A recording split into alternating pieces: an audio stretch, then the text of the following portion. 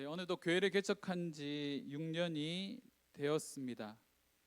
이번 주 말씀을 준비하면서 지난 6년 동안의 그런 길들을 한번 되돌아보는 시간을 가졌습니다. 청소년 사역에 열심이었던 때에 청소년들이 쉴 수 있는 공간을 만들었으면 좋겠다라고 생각했습니다. 그리고 그 꿈을 한 장로님과 나눴고, 한 장로님께서 이야기를 나눈 그 다음 날 2천만 원이라는 큰 돈을 후원해 주셨습니다. 갑작스럽게 2천만 원이 생기고 얼떨결에 공간을 계획을 했는데, 이전에 사역했던 교회 담임 목사님과 이렇게 얘기를 나누다가 갑작스럽게 교회 개척이 빨리 결정이 났습니다. 담임 목사님도 해봐, 공간 얻을 수 있는 거 한번 해봐, 이런 식으로 얘기를 하셨는데, 갑자기 2천만 원이 생겨서 2천만 원이 생겨서 공간을 계약하고 공간이 생겼다라고 말씀을 들으니까 목사님도 그제서야 아차 싶으셨던 것 같습니다. 그래서 11월 15일 2016년 11월 15일 이음교회 설립 예배를 드리게 되었고, 12월부터 본격적으로 예배를 드리기 시작했습니다. 그때는 10명의 청소년들과 함께 교회를 시작했고, 몇 명 청년들도 함께 합류하면서 교회를 개척했는데, 그 당시에 초창기 멤버가 저희 허성영 강도사님, 그리고 우리 영안이, 그리고 저희 가정이 이렇게 교회를 시작했습니다. 그 이후에 청년들이 1명, 2명씩 모이기 시작을 했고, 박가숙 집사님 가정이 합류를 하고, 개척한 지 3개월 뒤에 진선이가 교회에 나오기 시작했고, 그리고 이제 그 이후에 한 번도 보지 못한, 알지도 못하는 한 청년이 3주 동안 나와서 계속 예배에 참석을 했습니다. 그 청년에 대해서는 우리가 잘 알고 있지만 여러 가지 설이들이 있었거든요. 이단이 아니냐, 하는 청년이냐, 이런 얘기들이 많았는데, 그 청년이 이제 오툭수라는 청년이고, 이 툭수가 오면서 이제 몇 개월 뒤에 석현이를 데리고 왔습니다. 그 이후에 지연이도 합류하고 도영이도 합류하고, 계속적으로 이렇게 청년들이 합류를 하면서 교회 개척한 지 1년 정도 되었을 때 한 30명 정도 되는 성도들이 모이기 시작했습니다. 그 당시의 사진을 이렇게 꺼내 보면 뭐가 그렇게 즐거운지 항상 웃고 있습니다. 지금 여러분들의 표정과 그 당시의 표정을 좀 비교하면 우리 많이 세상의 때도 묻고 세상의 무게에 짓눌려서 많이 표정들이 굳어졌지만, 그때는 뭐가 그리 좋았는지 항상 웃고 있는 사진밖에 없었습니다. 그때는 공간도 지하였고 습하고 곰팡이도 많이 피고 그렇게 열악한데, 그렇게 모이면 즐겁고 행복했던 기억이 납니다. 보통 저희가 헤어지는 시간이 주일 예배가 끝나면 10시, 11시 이렇게까지 어울리면서 헤어지기 싫어서 더 딩가딩가 놀다가 거의 막차가 끊길 때쯤에 돼서 이제 막차를 놓쳐서 제가 다 태워주고 하는 그런 모습들이 있었습니다. 그때 당시에 제가 받았던 사례가 40만 원입니다. 그리고 허성현 강도사님이 받았던 사례가 20만 원입니다. 그래도 그때는 참 행복했습니다. 서명 거리로 나가서 아이들을 만나는 것이 행복했고, 학교 앞에 나가서 아이들에게 간식을 나눠주는 것이 행복했습니다. 심지어 청년들 중에는 출근을 해야 되는데 새벽같이 일어나서 교회로 모여서 아이들에게 간식을 나눠주고, 간식을 나눠준 이후에 출근하는 청년들도 있었습니다. 그때의 모습을 곰곰이 한번 생각해 보면 이런 교회였구나, 이런 모습이었구나라고 잘 표현해주는 성경 구절이 있는데, 그것이 고린도후서 6장 10절 말씀입니다. 우리 이 말씀 함께 읽어볼까요? 근심하는 자 같으나 항상 기뻐하고, 가난한 자 같으나 많은 사람을 부유하게 하고, 아무것도 없는 자 같으나 모든 것을 가진 자로다. 가진 것이 아무것도 없고 근심뿐이어야만 일상인데 하나님의 은혜를 참 많이 경험했습니다. 그렇다 보니까 기뻐할 수밖에 없었죠. 여러 가지 부분에서 참 많이 부족했는데 다양한 섬김들을 감당을 했고, 그 섬김들을 통하여서 다양한 사람들을 부유하게 만들었습니다. 어떻게 보면 아무것도 가진 것이 없는 그런 교회인데 실상은 모든 것을 가지고 있는 교회처럼 느껴졌습니다. 그때의 이음교회와 지금의 이음교회의 모습을 비교한다면 많이 달라졌습니다. 익숙함과 익음은 다른 거죠. 익음이란 표현 대신 성숙함이란 표현을 사용해도 괜찮을 것 같습니다. 우리가 어느 순간부터 교회에 익숙해지고 또한 세상살이에 익숙해지다 보면 정말 우리가 신앙생활하는 부분에서 익숙해지지 말아야 되는데 점점 익어가야 되는데 항상 그 자리에서 머물게 되는 익숙함에 머무르고 있지는 않은가 한번 돌아보게 됩니다. 그때 당시와 비교하면 환경도 좋아졌고 구성원들도 많이 달라졌습니다. 그럼에도 불구하고 제 안에는 여전히 개척 초기에 대한 그리움이 있습니다. 이번 주 6주년 감사 예배와 추수감사절 예배에 대한 말씀을 준비하면서 우리 이음교회와 우리 나 자신의 모습을 좀 되돌아보는 시간이 되었으면 좋겠습니다. 먼저 본문의 말씀을 좀 살펴보겠습니다. 주인이 종들에게 시켜 자신의 밭에 씨를 뿌리게 합니다.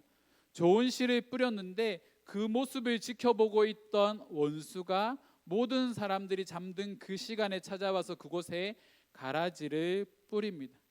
그것을 모르고 종들이 그 밭을 정성스럽게 가꾸기 시작했겠죠. 거름도 주고 물도 주면서 키워나가기 시작을 합니다. 그렇게 이제 결실의 때가 되었는데 그 좋은 씨를 뿌린 그 밭에 곳곳에서 가라지들이 보이기 시작을 합니다. 종들은 황급히 주인에게 와서 자, 가라지가 보입니다. 우리의 밭에 가라지가 보입니다고 말하면서 우리가 저 가라지를 다 뽑아버리겠습니다라고 말을 하니 주인은 만류를 하면서 추수 때까지 가만히 두라라고 말을 합니다. 본문에서 이제 가라지라고 번역된 이 식물이요, 찾아보니까 독보리라는 식물입니다. 사진상으로 이렇게 찾아보니까 이게 전문가가 아니고서는 쉽게 구별할 수가 없습니다. 자, 이 독보리를 먹으면 설사를 하거나 구토를 하는 증상이 일어난다고 합니다. 그리고 이 독보리가 뿌리를 내리면 주변에 있는 다른 식물들의 뿌리들과 엉키기 시작하면서 이 독보리만 제거하는 것이 어렵다고 합니다. 그래서 이 독보리가 완전히 자랄 때까지 기다려서 다 자라고 난 이후에 이 주인은 알곡과 함께 그 독보리를 거두라고 말을 하는 거죠. 그렇게 해서 분류를 한 다음에 어떻게 할까요? 13장 30절 말씀에 보면 둘 다 추수 때까지 함께 자라게 두라. 추수 때에 내가 추수꾼들에게 말하기를 가라지는 먼저 거두어 불사르게 단으로 묶고 곡식은 모아 내 곡간에 넣어라 하리라. 확연하게 다른 두 가지의 반응이 나타납니다. 곡식과 함께 자랐던 이 가라지들은 뽑혀서 어디로?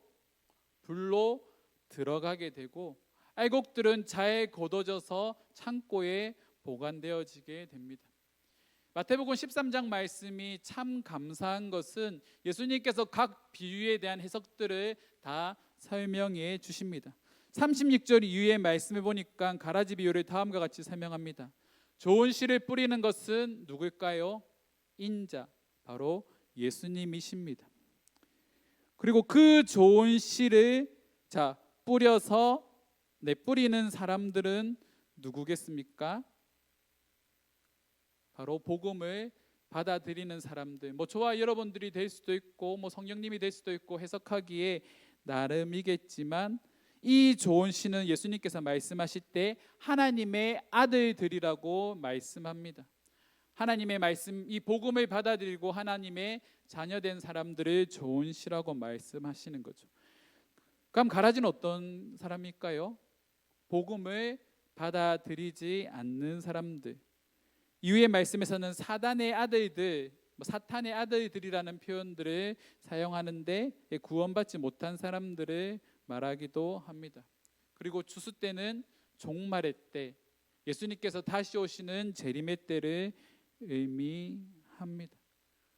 근데 예수님께서 이 말씀을 하시면서 이 가라지 비유에서 특이한 점이 있다고 한다면, 주인은요 알곡과 가라지를 추수 때가 될 때까지 공존하도록 놔두신다라는 거죠. 이것을 해석해 보면, 자, 예수 믿는 사람들과 우리는 예수 믿지 않은 사람들이 똑같은 세상에서 살아가고 있습니다. 뭐 이후에 나오는 변화산 사건에서 베드로가 고백했던 것처럼, 주여 이것이 좋사오니 이곳에 초막셋을 짓고 우리가 이곳에서 머물겠습니다라고 말을 하는 그 구원의 감격이 이 베드로에게 있을 때 예수님께서 뭐라 말씀하십니까? 너희는 세상으로 가라, 너희가 있을 곳은 이곳이 아니다라고 말씀하시며 내려가자라고 말씀하시는 거죠. 우리도 예수 믿는 사람들끼리 모여 살면 얼마나 행복할까요? 그냥 예수 믿는 사람이 아니라 정말로 예수를 잘 믿는 사람들, 하나님의 아들들이라고 불릴 만큼 믿음이 좋은 사람들끼리 함께 모여서 살아가면 얼마나 좋겠습니까? 하지만 하나님은 그것을 우리에게 요구하시지 않는 거죠. 하나님의 아들 알곡으로 부름받은 우리를 하나님은 세상으로 보내십니다. 그리고 세상에서 그들과 하나님의 아들들과 세상의 아들들이 공존하면서 살아가도록 하십니다. 그렇게 공존하도록 살아가게 하시는 이유가 뭘까요?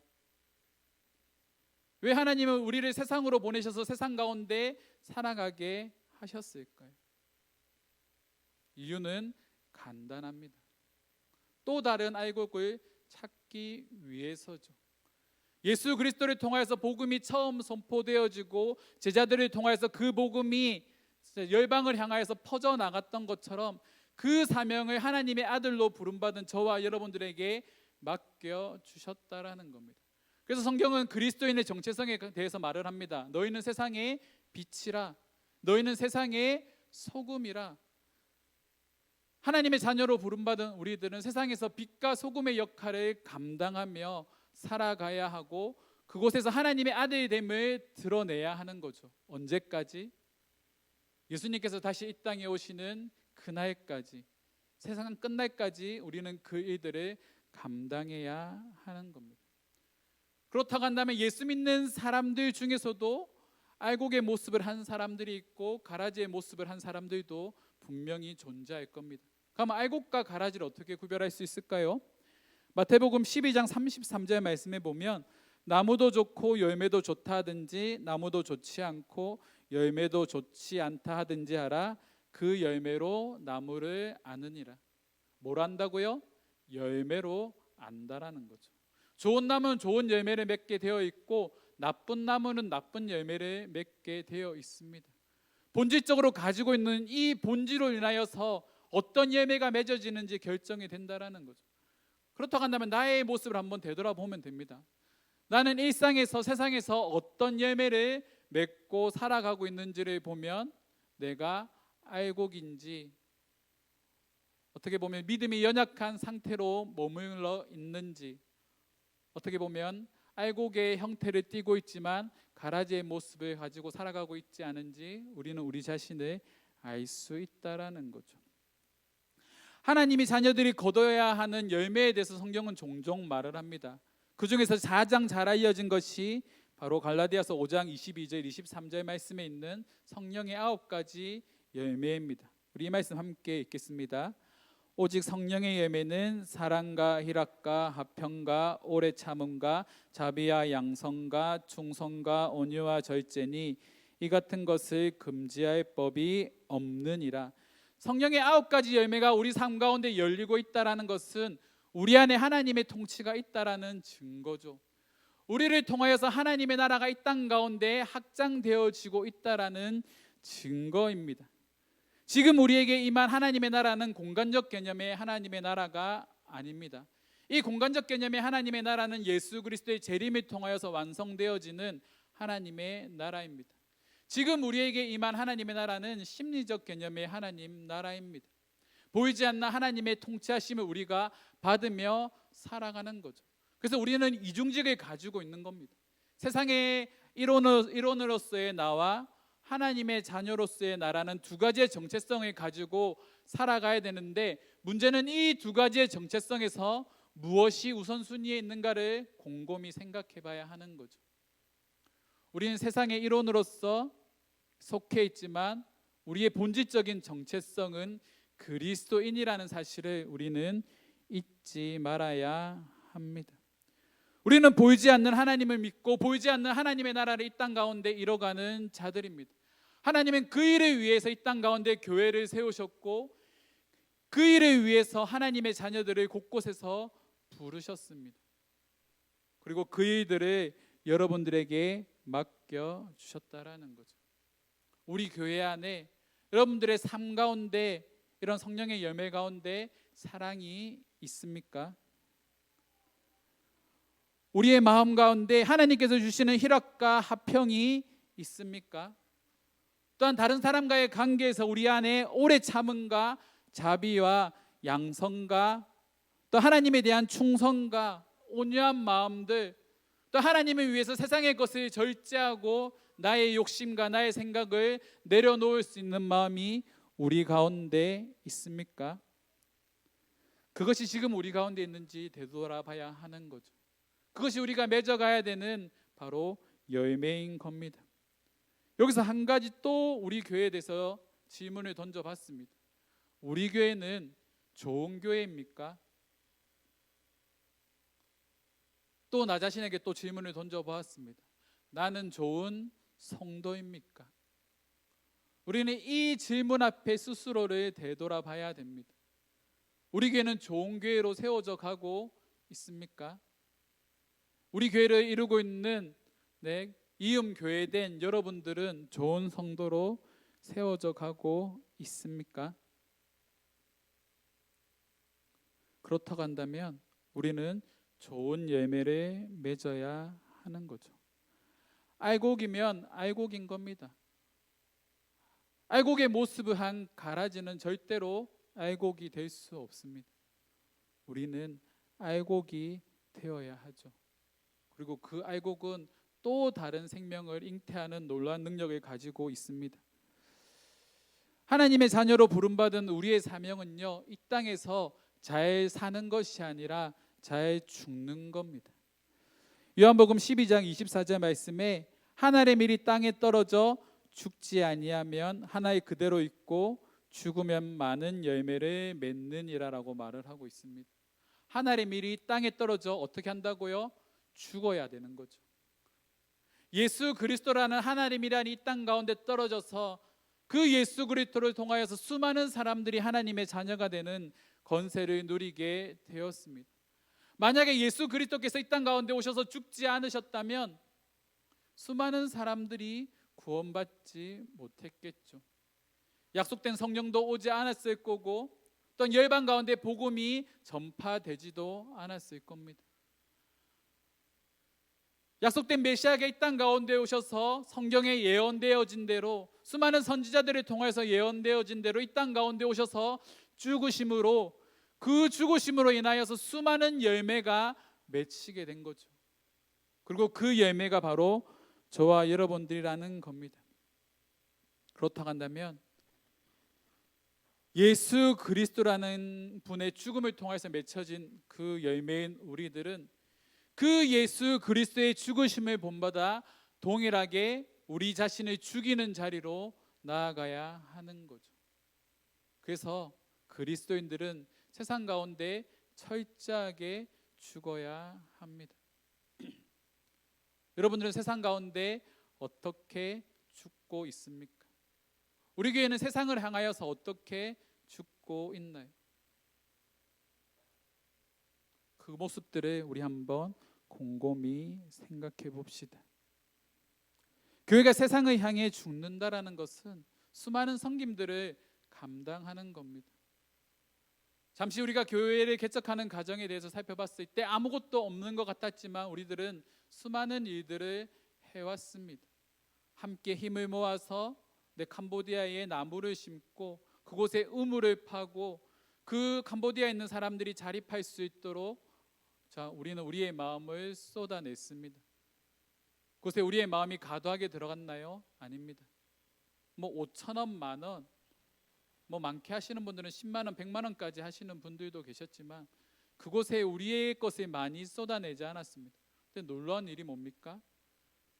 내가 가진 것이 없어서 하나님 앞에 아무것도 드리지 못했지만, 적은 것밖에 드리지 못했지만 하나님은 그것을 들어 풍성하게 만드셨다라는 겁니다.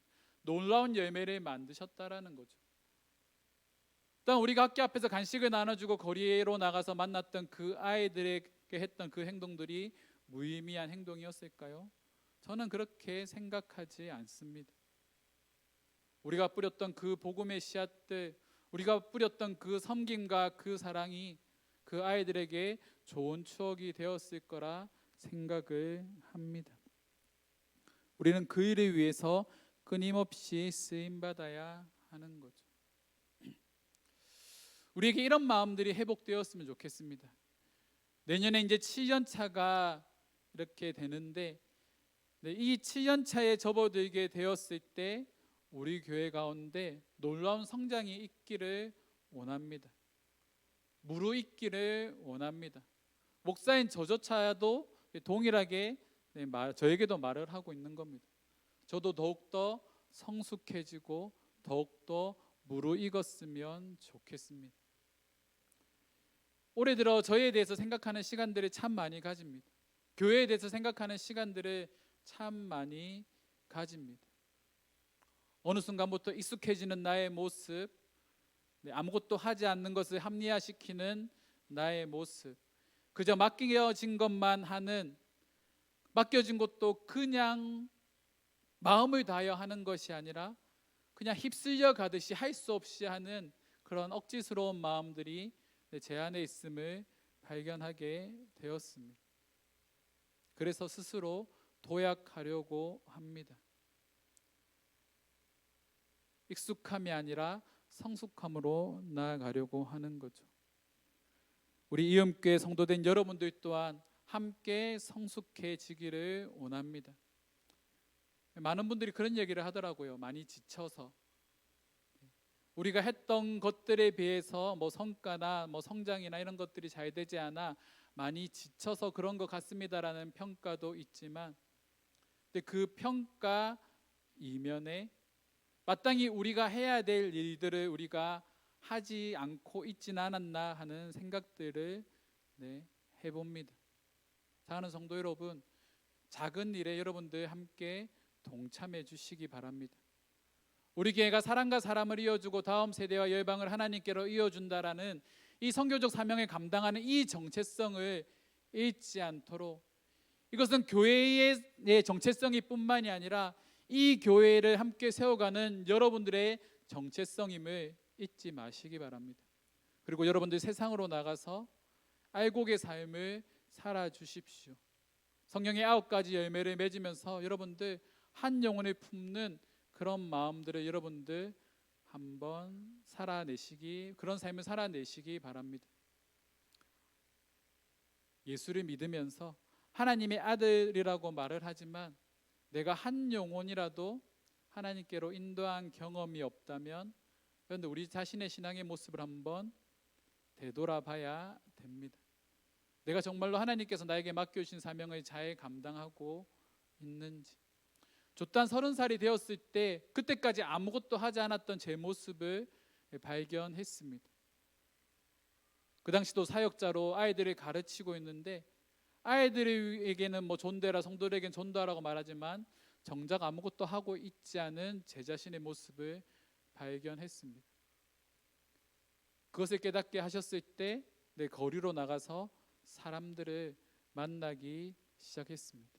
아이들을 만나고 그 아이들을 통해서 부모들을 만나고, 그 부모들이 전도되어서 우리 교회가 아닌 다른 교회를 출석하게 되는 그런 일들도 있었지만 그것은 저에게 문제가 되지 않는 거죠. 왜냐하면 하나님께서 나에게 맡겨주신 사명을 감당하니 그 안에서 하나님께서 주시는 기쁨이 날마다 넘쳐났기 때문입니다. 사랑하는 성도 여러분, 우리에게도 이런 기쁨이 넘쳐나기를 원합니다. 이 신앙을 내 안에만 가둬두는 것이 아니라, 우리 교회 안에만 가둬두는 것이 아니라 세상을 향해서 우리의 믿음을 더욱더 담대하게 드러내는 이음교회와 성도들이 되기를 주님의 이름으로 축원합니다. 우리는 2022년을 마무리하고 23년을 준비해야 되는 시점에 있습니다. 그리고 우리 마음속에 새겨야 할 말씀이 있죠. No cross, no crown. 십자가가 없이는 영광이 없습니다. 우리에게 예수 그리스도의 십자가가, 그 십자가의 희생이 우리 마음 가운데 다시 한 번 더 새겨지고, 이 십자가를 지고 살아가는 삶을 통하여서 하나님의 영광을 드러내는 귀한 이음교회 성도들이 되기를 주님의 이름으로 축원합니다. 사랑하는 성도 여러분, 하나님의 것을 기쁨으로 하나님께 드렸으면 좋겠습니다. 말씀을 마무리하려고 합니다. 우리는 하나님의 것입니다. 이 사실을 잊지 맙시다. 이음교회는 하나님의 것입니다.